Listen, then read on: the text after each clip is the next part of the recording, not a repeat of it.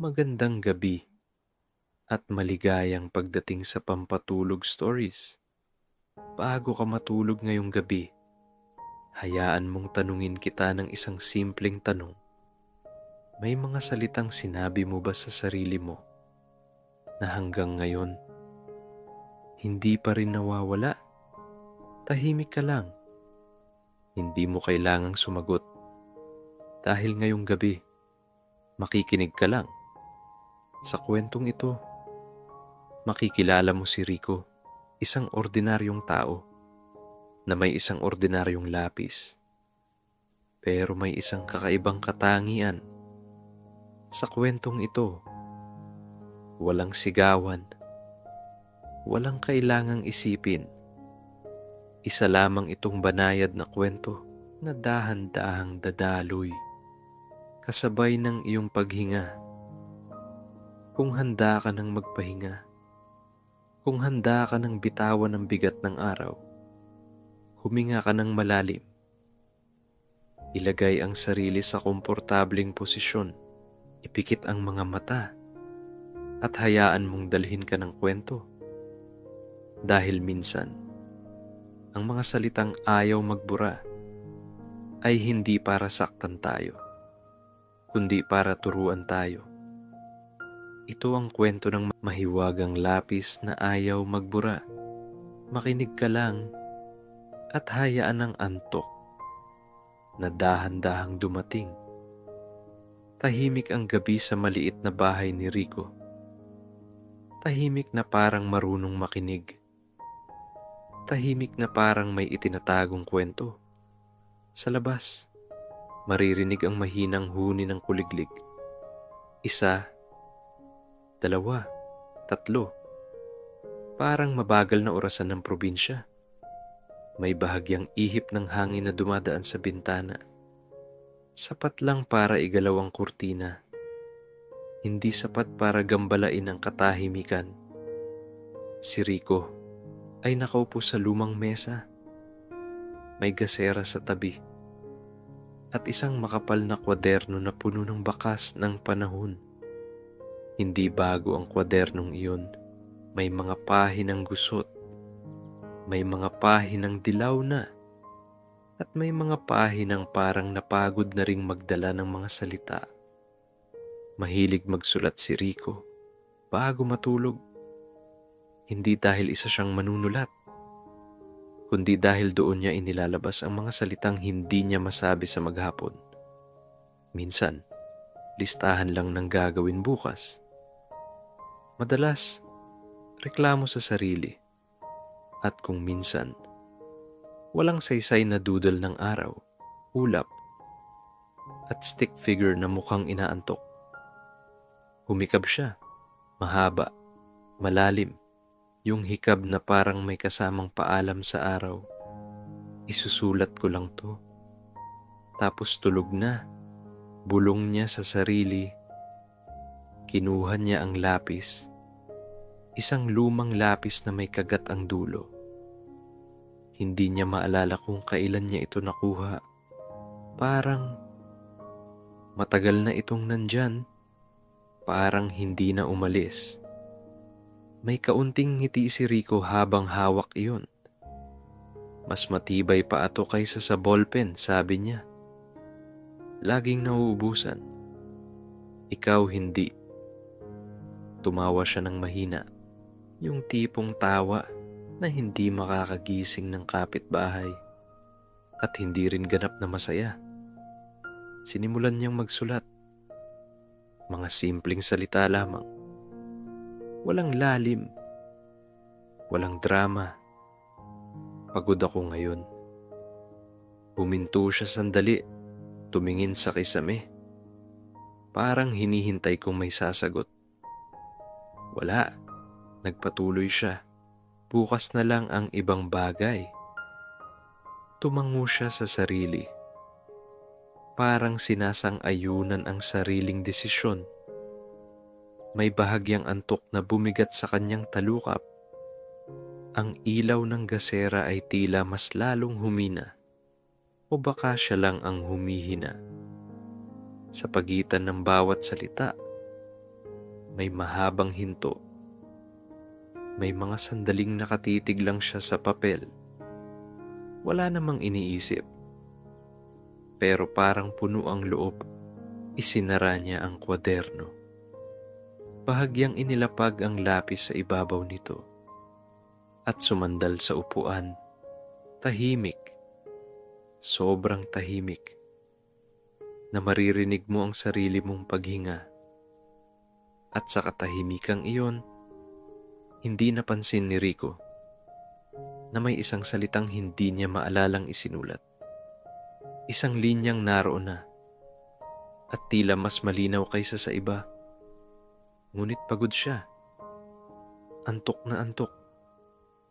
At ang gabi ay mas malakas kaysa sa kanyang pagtataka. Tumayo siya. Iniunat ang likod. At bago tuluyang pumasok sa kwarto, sinulyapan niya ang mesa.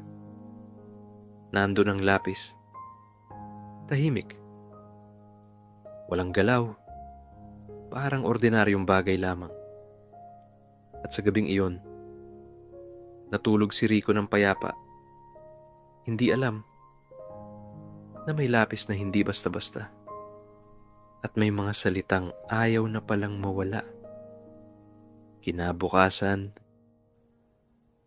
nagising si Rico ng mas maaga kaysa sa dati. Hindi dahil may alarm, hindi dahil may lakad, kundi dahil parang may kuliti ang isip niya. May bahagyang kirot ng pagtataka na hindi niya maipaliwanag. Bumangon siya, nagunat, at diretso sa mesa. Nandoon pa rin ang kwaderno. Nandoon pa rin ang lapis. Binuksan niya ang pahina kung saan siya huling nagsulat. Napangiti siya sa mga simpleng salita. Pagod ako ngayon. Oo nga, bulong niya. Pagod talaga. Ngunit biglang napakunot ang kanyang noo. May isang linya sa ibaba.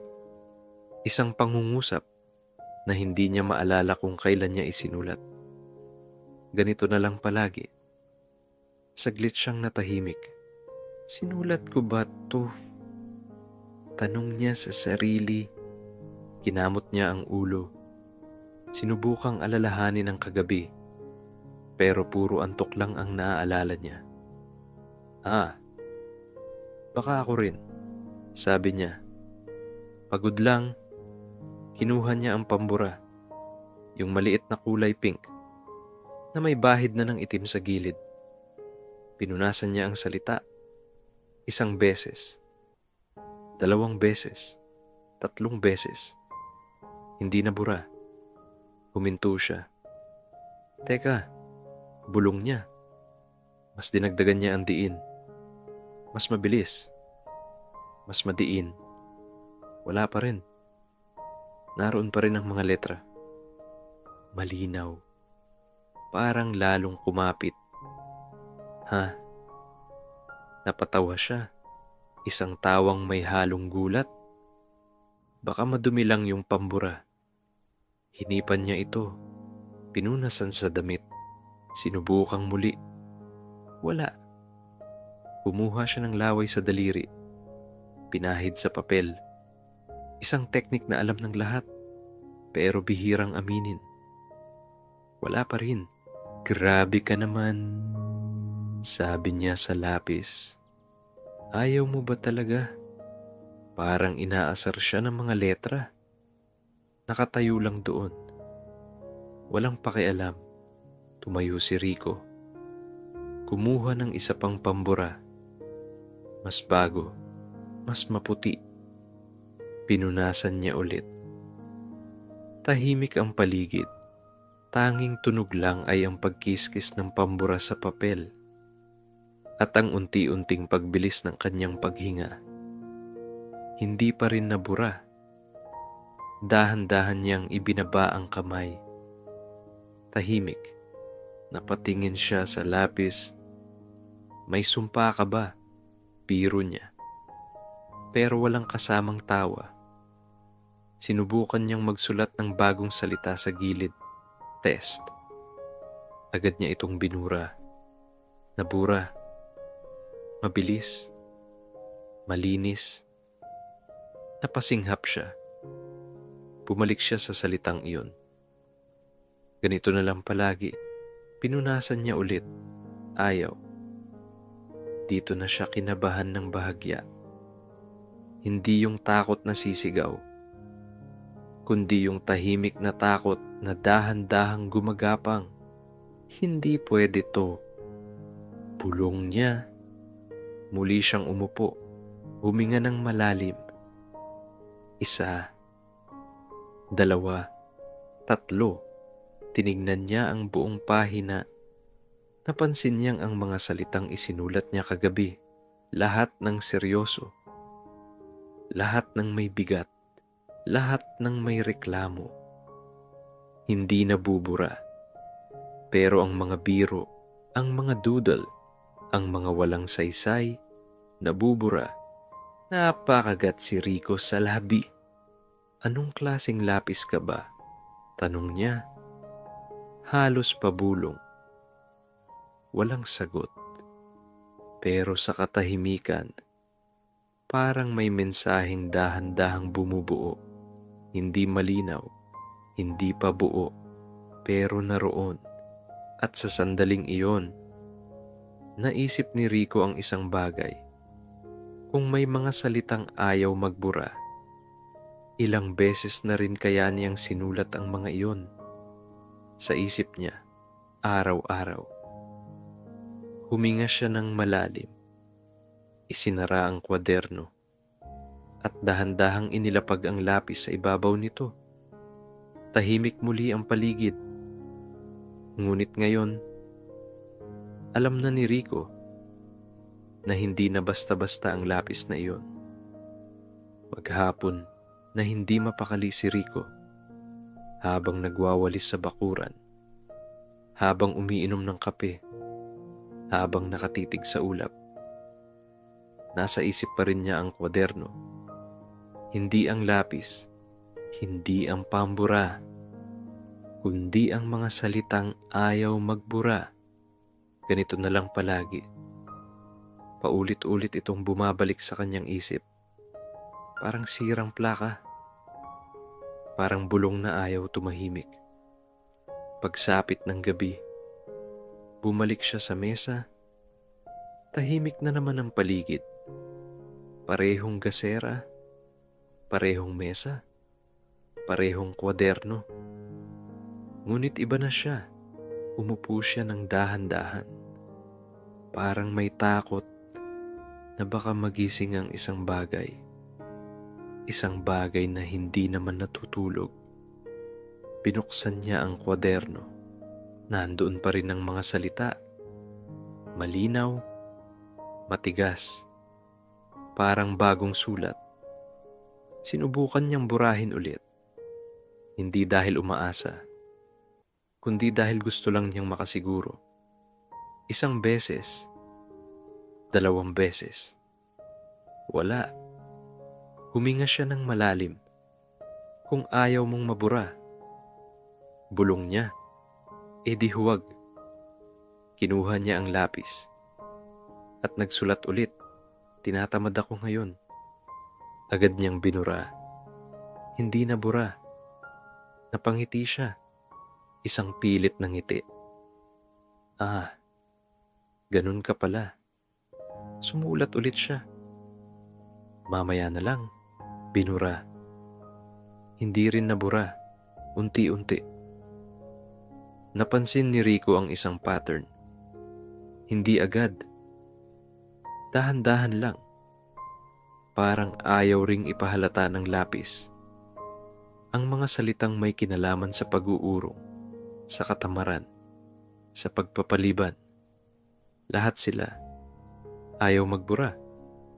Pero nang magsulat siya ng kumain ako ng 3 pandesal, pinura. Nawala agad. Napatawa siya ng mahina. Grabe ka naman, sabi niya. Selective ka pala. Tahimik lang ang lapis. Sumandal si Rico sa upuan. Nakatingin sa kisame habang umiikot ang mga tanong sa ulo niya. Ilang beses na ba niyang sinabi sa sarili ang bukas na lang? Mamaya na. Ayoko muna. Ilang beses na ba niyang isinulat ang mga salitang iyon? Kahit hindi sa papel, kundi sa isip. At ngayon, nandito sila, nakaukit, hindi na mabura. Sinubukan niyang gawing biro ang lahat. Tumawa siya mag-isa. Yung tawang may halong kaba. Kung ganito ka, sabi niya sa lapis, edi susulatan kita ng maganda. Sumulat siya. Masipag ako bukas. Saglit siyang huminto. Parang nagdadalawang isip. Binura niya. Hindi nabura. Napatingin siya sa papel. Napatingin siya sa lapis. Tumahimik siya.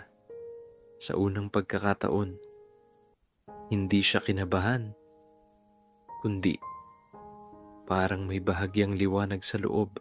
Talaga. Bulong niya. Sumulat ulit siya. Tatapusin ko ang dapat tapusin. Hindi nabura. Kaya ko ito. Hindi rin nabura. Tahimik na nakaupo si Rico habang unti-unting napupuno ang pahina ng mga salitang dati ay bihira niyang sabihin, lalo na sa sarili. Walang ingay, walang musika, walang paliwanag. Tanging ang mahinang tunog ng lapis sa papel at ang dahan-dahang paghinga niya. At sa katahimikang iyon, parang may unti-unting nagbabago, hindi sa lapis, kundi sa kanya. Isinara niya ang kwaderno, hindi dahil tapos na, kundi dahil sapat na muna. Humiga siya sa kama, nakatingin sa dilim, habang ang mga salitang isinulat niya ay parang bumibigat at bumababa papunta sa panaginip. Kinabukasan, may kakaibang nangyari. Nagising si Rico nang hindi kinakailangan ng alarm. Hindi siya nagulat. Hindi siya nagreklamo. Bumangon lang siya. Parang normal. Pero may isang bagay na hindi normal. Wala siyang dahilan. Pero wala rin siyang katamaran. Tahimik siyang naglinis ng kama, nagwalis ng sahig, nag-init ng tubig. Habang ginagawa niya ang lahat ng iyon, bigla siyang huminto. Sandali. Bulong niya. Naalala niya ang isinulat kagabi. Masipag ako bukas. Napatingin siya sa sarili. Pawisan, gising, kumikilos. Napatawa siya. Timing ah. Umupo siya sa mesa. Binuksan ang kwaderno. Nandoon pa rin ang mga salita. Hindi nagbago. Hindi kumupas. Parang naghihintay. Lumabas siya ng bahay. Nakasalubong ang kapitbahay. Ang aga mo ah, sabi nito. Ngumiti si Rico. Oo nga eh. Hindi niya alam kung bakit. Pero pakiramdam niya, totoo iyon. Buong araw, unti-unting may mga bagay na nangyari. Mga maliliit lang. Hindi milagro. Hindi malaki. Tinapos niya ang isang gawain na matagal na niyang iniiwasan. Naglinis siya ng isang sulok ng bahay na matagal nang napabayaan. Hindi siya nagreklamo. Hindi rin siya nagmadali. Parang kusa. Pagsapit ng hapon, napaupo siya. Napatingin sa kamay niya. Hindi naman to mahirap, bulong niya. Sa gabi, bumalik siya sa mesa. Kinuha ang lapis. Sumulat siya ulit. Mas magaan ang araw kapag hindi ako tumatakbo. Binura niya, hindi nabura. Ngumiti siya. Sumunod na mga araw, ganun din. Kung ano ang sinusulat niya sa kwaderno, unti-unting lumilitaw sa araw niya. Hindi agad, hindi eksakto, pero ramdam. Kung isulat niya, kalmado lang, mas kaunti ang inis. Kung isulat niya, okay lang kahit mabagal. Hindi siya nagmamadali. May humor pa rin ang lahat. Minsan, sumulat siya ng, hindi ako kakain ng marami. Kinabukasan, napatawa siya habang inuubos ang pangatlong kutsara ng kanin. Oo na, sabi niya sa lapis, hindi ka naman pala Diyos. Pero kahit ganun, alam niya, may kapangyarihan ang mga salita. Hindi dahil mahiwaga ang lapis, kundi dahil pinipili na niyang paniwalaan ang isinusulat niya. Sa bawat gabi, mas maingat na siya. Hindi takot, kundi mulat. Dahan-dahan ang sulat. May mahahabang hinto. May malalalim na paghinga. At sa bawat pahina, hindi lang kwaderno ang napupuno, kundi ang isang taong matagal nang nauubusan ng tiwala sa sarili. Tahimik ang gabi, tahimik ang lapis, at sa pagitan ng katahimikan, may mga salitang hindi na mabubura dahil hindi na niya gugustuhing burahin pa. Tahimik ang gabi, pero hindi tahimik ang loob ni Rico. Maghapon siyang maayos. Maaga siyang gumising. Natapos niya ang mga gawain. Walang reklamo. Walang pag-uurong. Ngunit pagsapit ng gabi, habang nakaupo na naman siya sa harap ng mesa, may pahagod na hindi galing sa katawan, kundi sa isip. May mga araw talagang ganun. Kahit maayos ang lahat, may bigat pa ring hindi maipaliwanag. Binuksan ni Rico ang kwaderno. Tiningnan ang mga pahinang puno ng magagandang salita. Mga salitang hindi na niya binura at hindi na rin niya gustong burahin. Ngunit ngayong gabi, iba ang pakiramdam. Huminga siya ng malalim.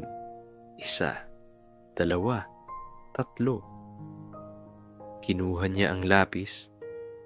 Matagal siyang nakatitig sa blangkong bahagi ng pahina. Hindi siya agad nagsulat. Parang may pumipigil. Parang may nagbababala. Pero hindi malinaw. Sa huli, isinulat niya rin, hindi naman talaga ako magaling. Huminto siya. Tahimik. Parang huminto rin ang hangin. Napakunot ang noo niya. Parang may kumurot sa dibdib. Hindi ito seryoso. Bulong niya. Pagod lang ako. Agad niyang kinuha ang pambura. Pinunasan niya ang linya. 1 beses. 2. Hindi nabura. Humigpit ang hawak niya sa pambura. Mas madiin. Mas mabilis. Wala. Nanatili ang mga salita. Mas malinaw pa nga. Parang lalong lumalim. Lumunok si Rico. Hindi pwede ito. Mahina niyang sabi. Sinubukan niyang magdagdag ng guhit sa ibabaw.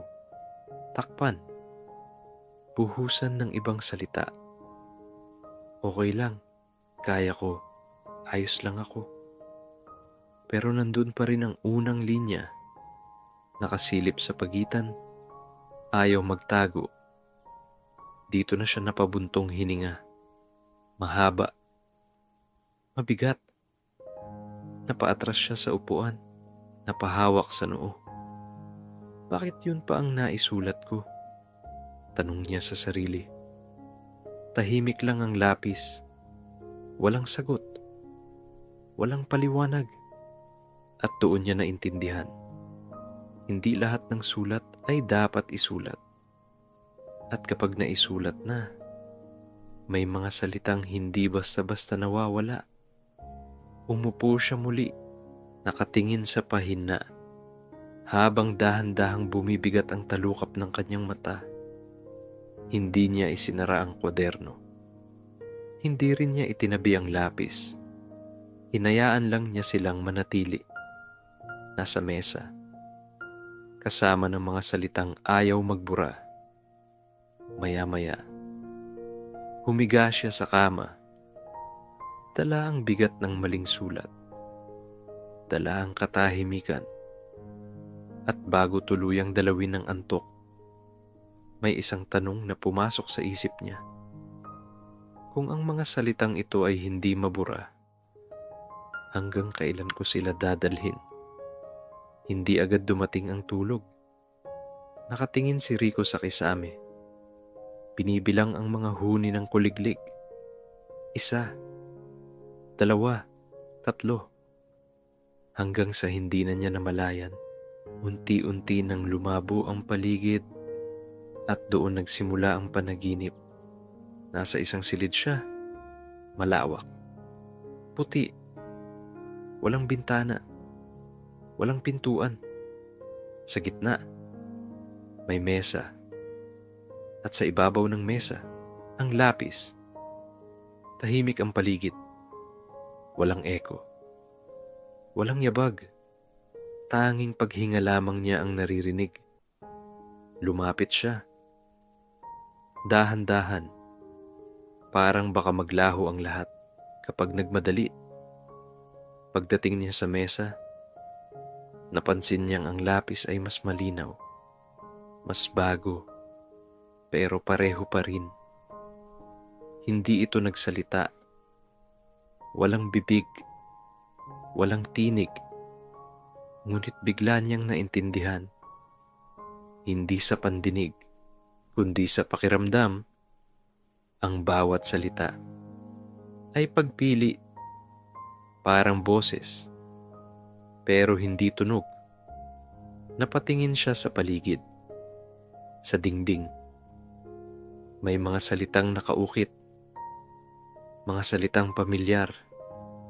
Bukas na lang, hindi ko kaya, ganito na lang palagi. Dahan-dahang lumapit si Rico sa isa. Hinawakan niya ang ukit. Hindi ito mabura, hindi ito mabago. Dahil paulit-ulit mong isinulat. May isa pang pakiramdam, mas malalim, mas tahimik. Hindi sa papel, kundi sa sarili mo. Napaupo si Rico sa sahig. Parang biglang bumigat ang katawan niya. Yung mga bagong salita. Tanong niya, kahit hindi siya sigurado kung nagsalita ba siya. Sa kabilang bahagi ng silid, may isa pang pader. Doon, nakaukit ang mga bagong sulat. Kaya ko. Masipag ako. Okay lang kahit mabagal. Hindi sila kumikislap. Hindi rin sila maliwanag. Tahimik lang, pero matatag. Mas bago sila. Kaya mas maingat. Biglang nagbago ang paligid. Unti-unting nagdilim ang sahig. Parang papel na binabasa ng tinta. Sa gitna, lumitaw ang isang linya. Hindi naman talaga ako magaling. Nanikip ang dibdib ni Rico. Hindi ko sinasadya yun. Mahina niyang sabi. Alam ko. Hindi galit ang pakiramdam. Hindi rin paninisi. Parang paalala lamang. Pero naisulat. Tahimik si Rico. Walang depensa. Walang dahilan. Dahan-dahan, parang may inabot sa kanya. Isang pambura. Hindi bago. Hindi malinis.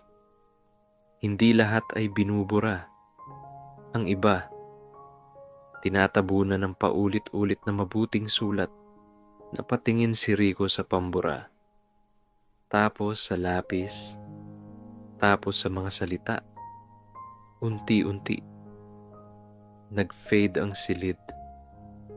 Naghalo ang liwanag at dilim, hanggang sa muli siyang makaramdam ng bigat sa katawan. Nagising siya. Umaga na, tahimik ang bahay. Bumangon siya.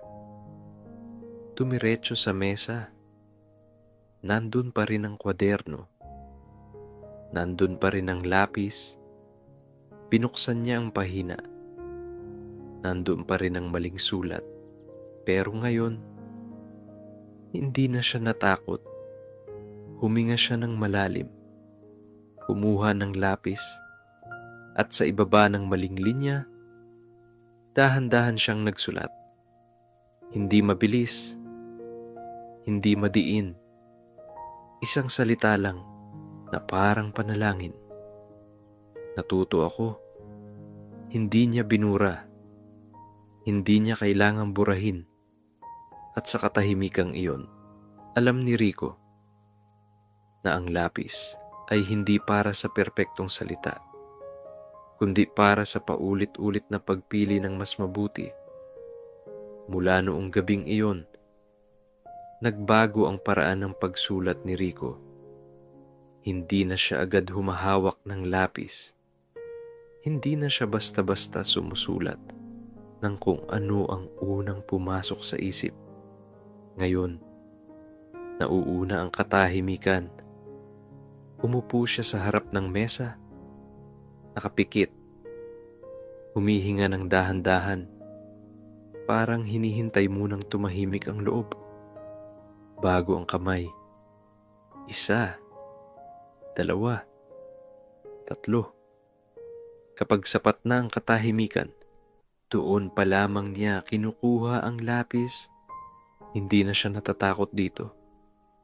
Hindi na rin siya umaasa ng milagro. Tinanggap na niya kung ano ito at kung ano ang itinuturo nito.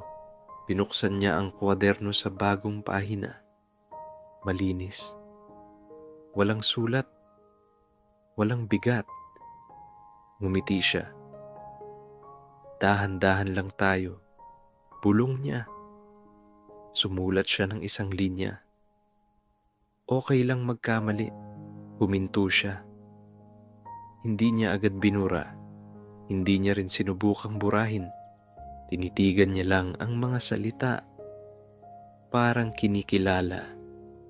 Parang tinatanong kung totoo ba. Huminga siya. Okay lang magkamali. Pinagmasdan niya ang pahina. Hindi nabura. Hindi rin niya binura. Sa mga sumunod na gabi, ganito na palagi ang ritual ni Rico. Tahimik muna, paghinga.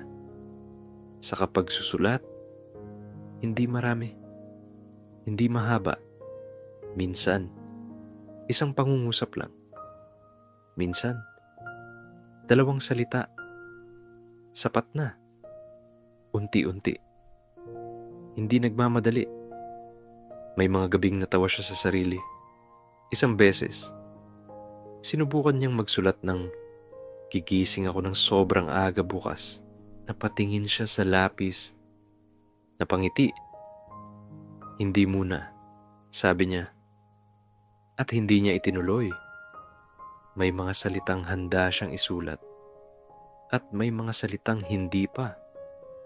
At doon niya naintindihan na ang tunay na pagbabago ay hindi minamadali.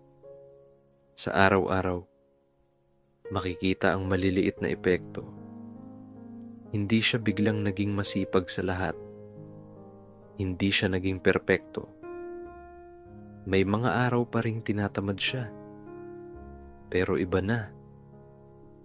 Kapag tinatamad siya, alam niya.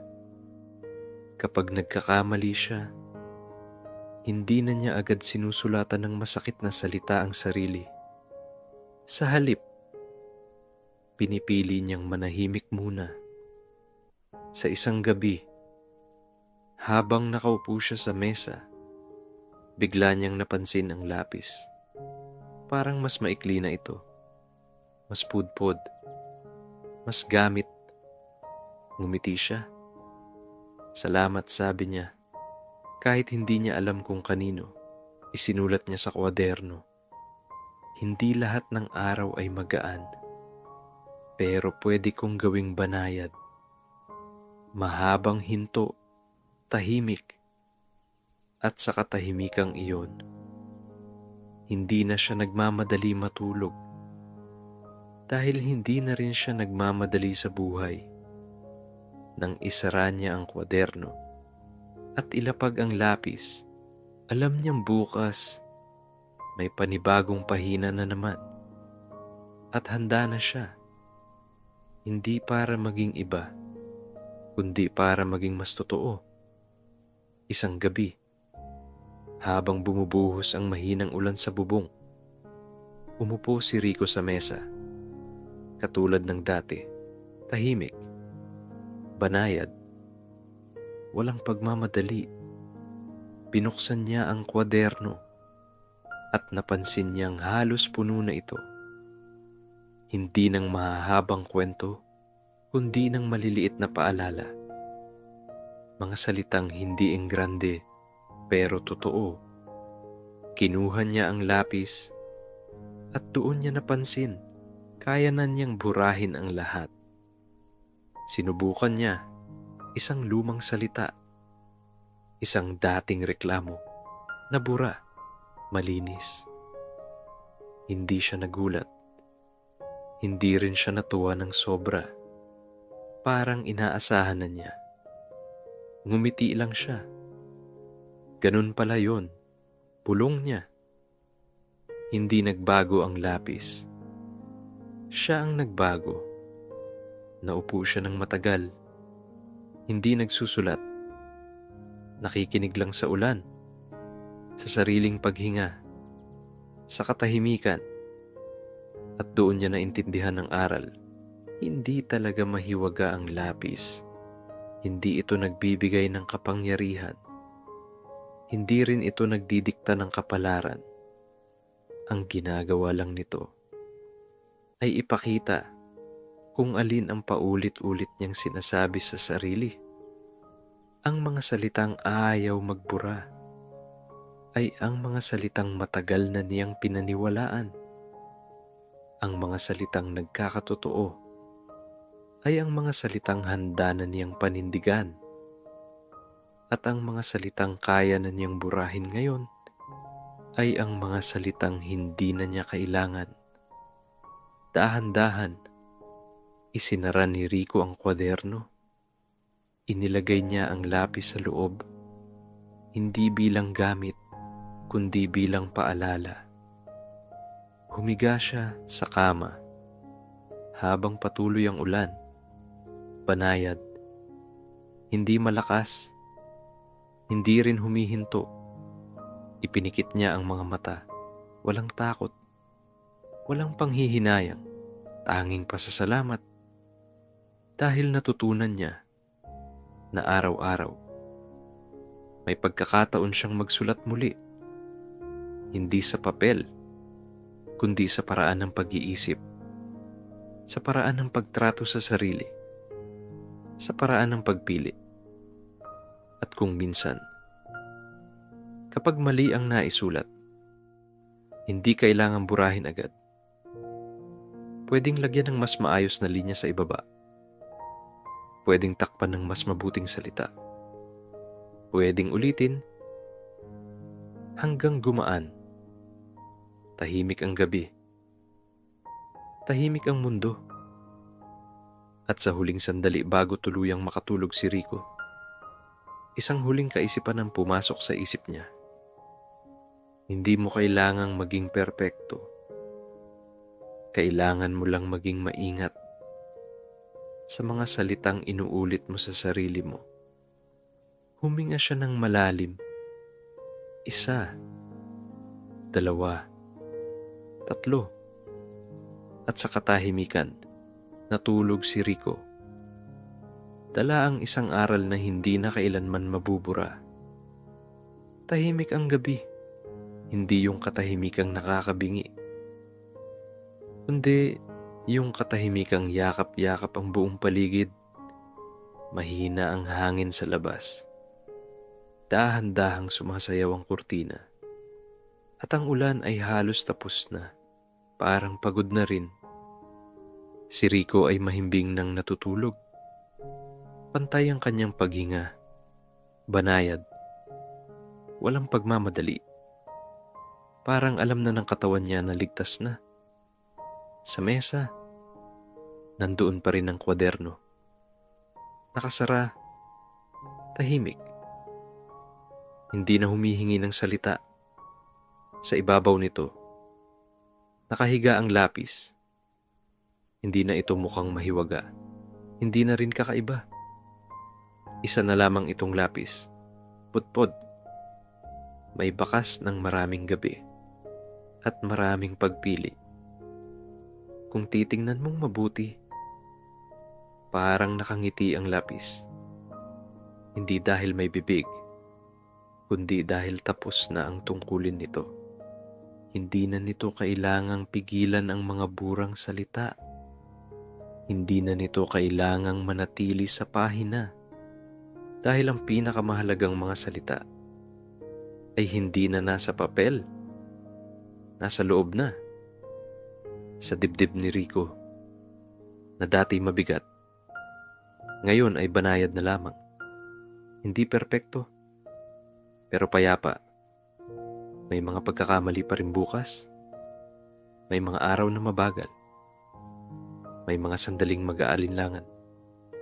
Pero ngayon, alam na niya, hindi kailangang burahin ang buong pahina ng buhay. Hindi kailangang magsimula sa umpisa. Minsan, isang linya lang ang kailangan. Isang mas mahinahong salita. Isang mas mabait na pagpili. Tahimik ang paligid. Walang nagtuturo. Walang nagsasalita. At sa katahimikang iyon, dahan-dahang pumapasok ang antok. Mas malalim. Mas mabagal. Huminga ka rin. Kasabay ni Rico. 1, 2, 3. Ibitaw ang bigat ng araw. Iwan ang mga salitang hindi mo na kailangan. Hayaan ang natira ang manatili. Dahil bukas, may panibagong pahina na naman. At hindi mo kailangang sulatan agad. Sa ngayon, pahinga muna. Tahimik lang. Magandang gabi.